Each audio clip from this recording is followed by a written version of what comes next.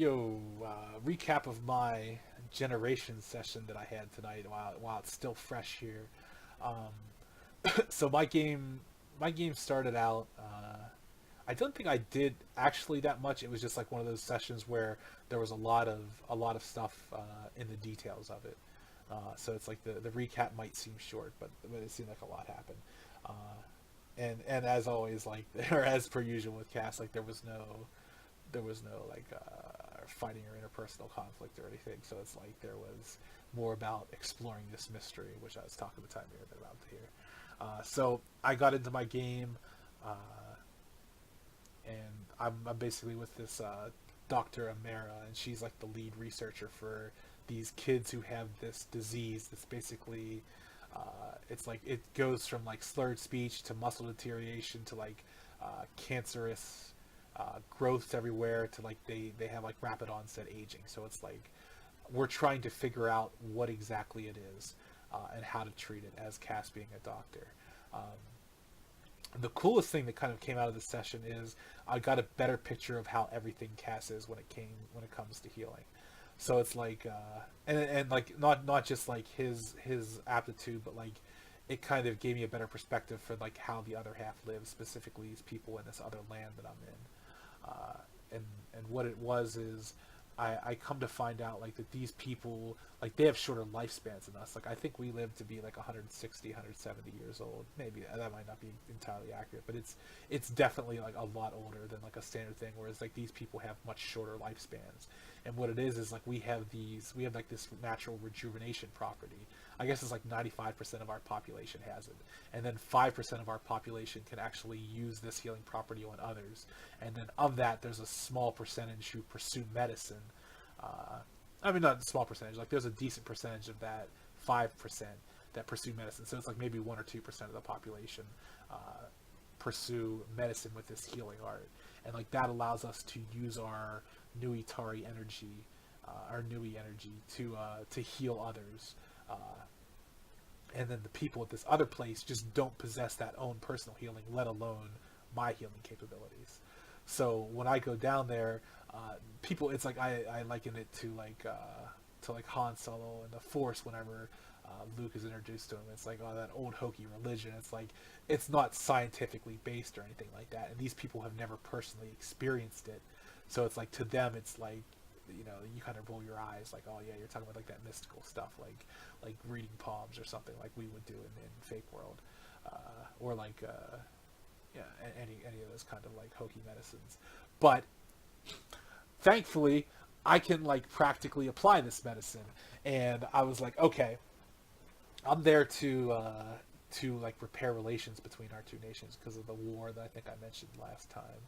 Uh, that happened between our people where we were basically the Nazis, and we got rid of these people who, and like I can this is a bad thing to say following we were the Nazis is I could see my people's point of view with it, in that these people were basically they potentially spread something called the affliction, which causes like a really poor quality of life for people. I mean, on top of like living shorter, like all these people do, like they're blind and all this other stuff. So it's like if you have like a genetic defect that is severely limiting someone's quality of life, like if you're trying to remove it, it's like yeah, they went about it poorly, as opposed to like researching it and maybe trying to find a way to get around it. We just got rid of those people because we were, it was like we weren't as technologically advanced as we are now, but we kind of still live with that today. They live with it much more than we do. We don't think about it. They're like it to them. It's the backbone of their society in this war. Uh, but yeah, so my suggestion was to Dr. Amara was take me to like someone who is injured, and I will show you as best I can. It's not like I have an energy that flares out and then you can see it in action, but it's like I can produce results that you will understand. So it's like the first kid I went to like tore a bunch of ligaments in his shoulder and like one in his bicep, uh, and his name was Chase. He it's like it took me just a couple minutes, but like I spent some time like with my bedside manner, basically, chatting the kid up, seeing what was wrong, and all that kind of fun stuff to like make it seem like I'm a decent person. Even though like I view Cass as more like of a cross between like BBC Sherlock and House, not as misanthropic or anything like that, but kind of aloof genius. He is like a medical genius in that regard. Uh, so it's like I'm not just like talking myself up as such. But but it's like he's not as misanthropic, but he does have those kind of qualities where it's like he views things more objectively, more scientifically, so he doesn't always account for like human feelings or not Nuitari feelings or anything like that. So it's like he can come off a bit cold and a bit unsympathetic, even though he has the ability to sense people's emotions, which is funny. um, but yeah, so she took me to this children's ward. I healed the kid, and there was a strange visual resistance which I've never encountered before. So that's something I've got to look into as far as theories go. Was there someone else out there trying to externally act me, like to prevent me from healing it, or was this the kid's own unwillingness to be healed because he found out that I'm one of the people from the outside who they view as evil? Which, you know, not entirely in the wrong whenever he says that. Like my people were evil to them some time ago. Excuse me. Yeah, so I do that. I kind of have a conversation with Amara about like the results, kind of the gift that I have, and then specifically mentioning like the empathic thing as I go to heal the other kids. So what I did is I basically healed the entire ward of children within like a pretty reasonable amount of time. Like the DM said, like if I set my mind to it, I could probably do it in like 10-15 minutes. Like if I just went bang, bang, bang. But because I was applying a bit of bedside manner to each of the kids, like you know, finding their name out, what happened to them, like talking to them for a minute or two, like it slowed me down. But you know, like we're here not just to cure people, but to build political relations. And I was met with some protest. I wasn't met, but like I saw some protesters outside the hospital area we're in that seemed to be protesting my presence here. I was gonna have my security guard kill them all, but I decided against it. um, so from there, I had a bit more of a conversation with Dr. Amara about potential things with the disease, and we moved back to the research center of the hospital, where my team was there with a couple of the assistants that we've been assigned, and we basically explored more possibilities for dealing with this disease. I basically like that's a lot of what my session was, is kind of like theory crafting how to approach this situation, um, how to approach the disease, how to research it, how to, or, you know, and basically like giving my research assistants paths to explore, and then they basically have information to a wealth of data, and they will comb through that data so I don't have to. And then, I mean, I do comb through some data. Like I basically assign myself a specific task, and then like usually when my next session picks up, the DM will basically hit me up and say, well, this is what you found, you know, during this. And it's like, can I apply it to the situation? If yes, then we go from there. If no, then I start from scratch again. So it's like, it's very much a mystery. But like I was telling Tamir, it's like there's a political side to it, because the area, the Darklands, not where I'm from, but the area I went to, the president's son is one of the people afflicted. And it's like I said, there's the question of whether or not it's politically motivated, people that were afflicted, or the people that were affected. I keep saying afflicted. Afflicted is a thing that we have, our people have, and that's the blindness. They're not technically afflicted, though. Affliction in human terms means like, you know, something similar but different. Like it doesn't have a specific connotation. But with a Nuitari, I can't say they're afflicted because it's a very specific condition. Same way with like the strife. But yeah, so it's like I basically ended my session with a theory craft of the information we've gathered so far, my research assistants that they've given me thus far. Lyria is onto something about like there's a discrepancy in the dates with people, so she's going on the assumption that it isn't not human error but Nuitari error, and I basically subvertly pointed her to the fact to find out who the parents are, because I feel like if it's the president's son is like this patient 5952 or whatever the number was, I think that's pretty close to it. If that's what it is without me actually looking, that's pretty cool. But yeah, like if it's the president's son, like someone might have manipulated the books to make him not seem like he was the first, and then therefore not the target. If it was just like he was later on. I don't think he was the target. I feel like the president said he was one of the later people affected, but I might be wrong on that. But once, like I said, once we confirm who the kid's parents are, we have his name but not his parents, which is just on a different file that we've got to find. Once we find that out, then we can pretty much rule out that scenario, or then we can look more into the fact of whether or not it's human error, or if it's an anomaly somehow in the progression of the disease. Uh, I forget what Miriam was looking into. He found something out. Miriam's there because he's a good guy and he's really nice around kids, which was funny because I'm who went and dealt with the kids, and I think I handled it pretty well. But like he's just like he's an all around skilled doctor, whereas like Lyria is the like she's very good at research. She's a skilled doctor in her own right. Like we're all skilled doctors, but like she's a talented researcher. I'm kind of all of the above when it comes to things like. I get to point to myself and be like, yeah, this guy's everything. At least within the scope of this story. You hand me a sword, and I might be able to take out a normal human who's also got a sword, but not a gun. I like get shot and killed. That'd be terrible. But yeah, that's where the session ended. I basically went on to explore a couple theories of my own. And then I also had, what was it, 5952? Yeah, I think I was right.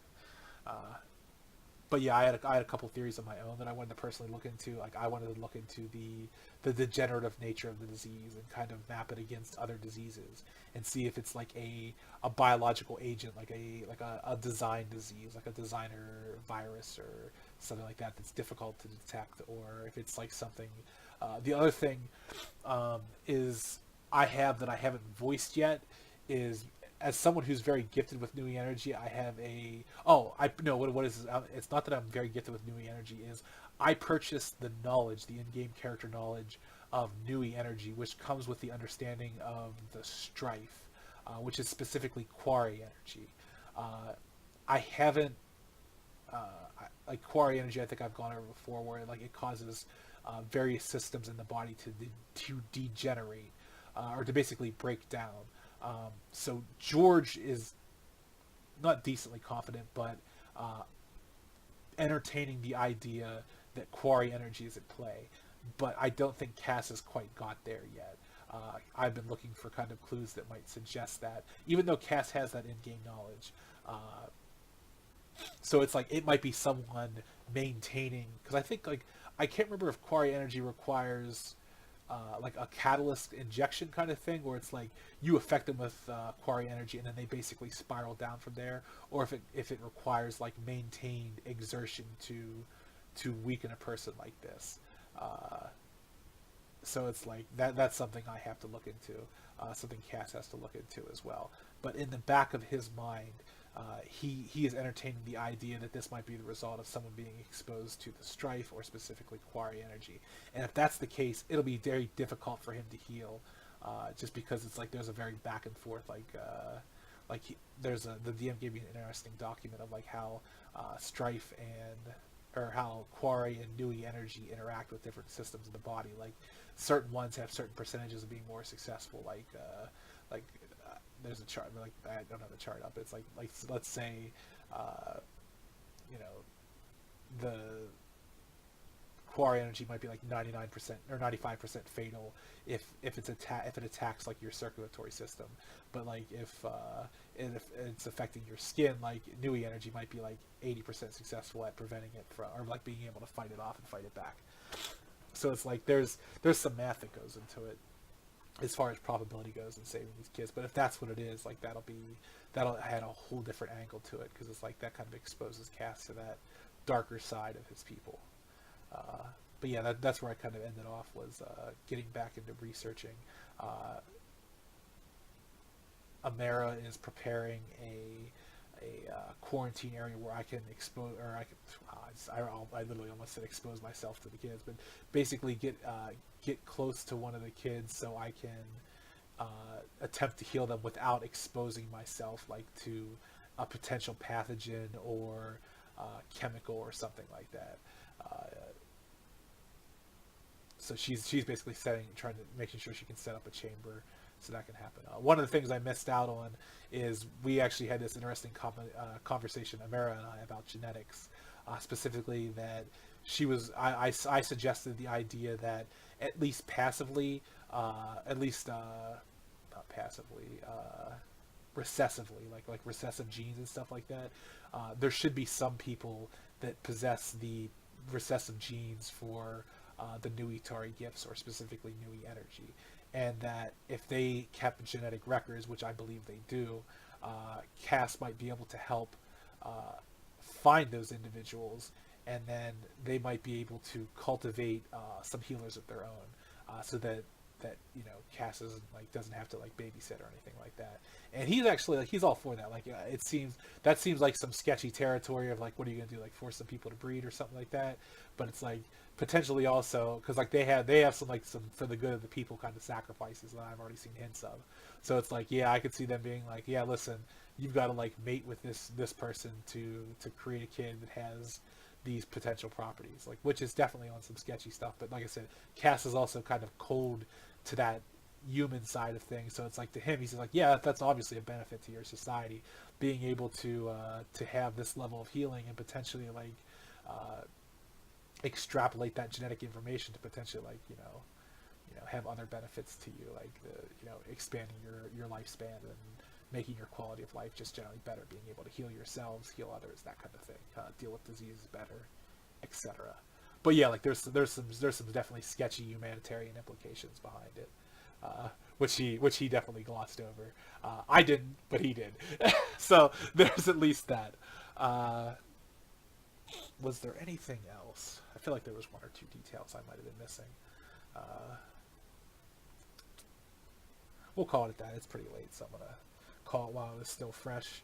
And then, oh, that was the other thing I was gonna say. This has nothing to do with the game, but I was downstairs cleaning up the house a bit, and I had this thought of if Cass like doesn't make it as a doctor or anything like that, he's gonna move to this area and basically sell like anti-aging pills to these people, or basically not necessarily anti-aging pills, but like the promise of beauty. He's gonna open up like a beauty spa and make millions of dollars, like catering to the rich and famous down here, so that he can make them young again. Because I think that's what like Nui Energy does. It basically slows down the aging process and potentially reverses it. Like we'll have to see if he can do that. But if he can do that, he's gonna be rolling in the dough.